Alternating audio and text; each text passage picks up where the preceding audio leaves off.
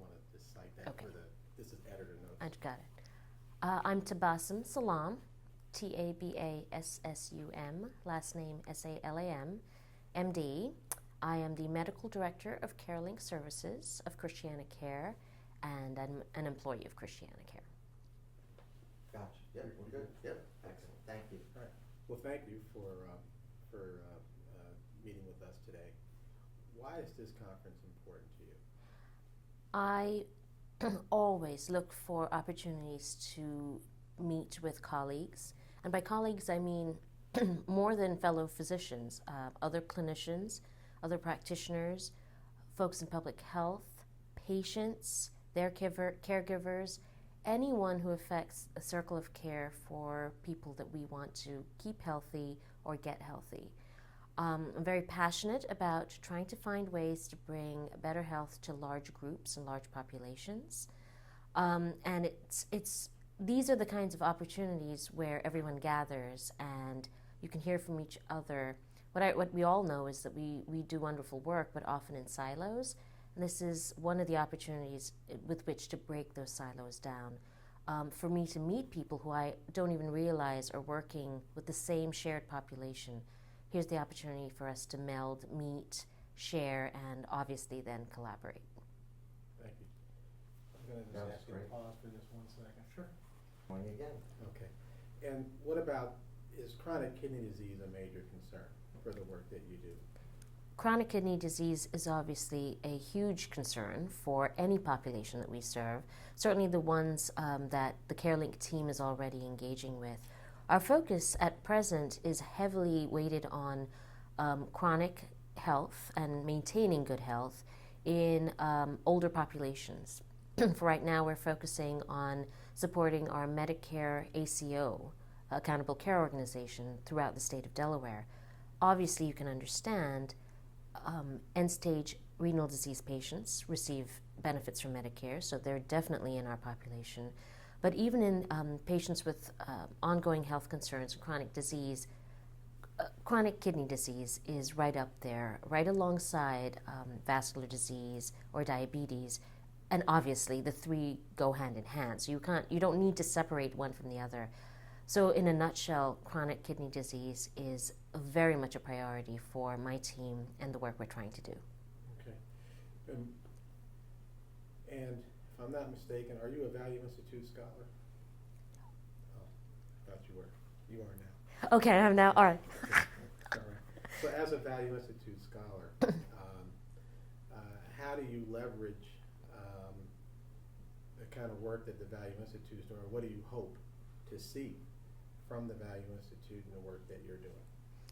So as a Value Institute scholar, it's a wonderful team to be a member of because it gives me access to colleagues far more learned than I, and it gives me an opportunity to meet with colleagues of different disciplines for me to have direct access to their skill set to partner with. For example, I work often and closely with Dr. Claudine Jerkovitz on several projects, formally and informally. It's so nice to get to curbside her and other members of the Value Institute on small, medium, and large ideas, sometimes just germs of ideas in my head, and get some immediate feedback and support when those projects go forward.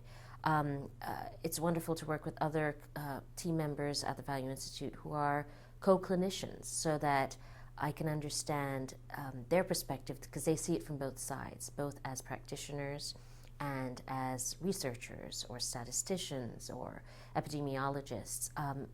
Again, it's a wonderful entree into a exclusive but available club. Well, you worked on the CMS Innovation project, and that dealt with creating a registry, more or less. The goal of this work with chronic kidney disease is to create a registry. So how do you think registries should be used, and how would CareLink take advantage of a registry that's created from this work? So as you know, having worked on the CMS Innovation Grant project from its beginning, and that grant spawned the development of the CareLink team and network and IT enhancements, which are wonderful. One of the central points of the work and the legacy of that work that continues is the development of registries or sets of data focused on the populations that the CareLink team is trying to support. That is an invaluable asset because until you know the groups of patients you're working with and then details about them, it's going to be very hard to start to make inroads into the changes that you're hoping to make, especially when we're focused on their health.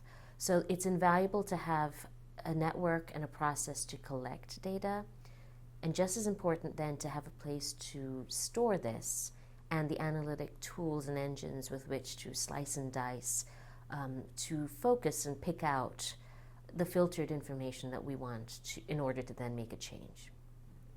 All right, well, thank you. Were there any other questions? How excited are you to get this? You know, obviously it's been a lot of work to get to this point, but how excited are you moving forward? So obviously it's been a lot of work to bring the CareLink team up to where we are today, but this is really just the first step on a very, very long ladder. I'm very excited to see how far we've come. Sometimes I just need to take a breath and step back and look at it.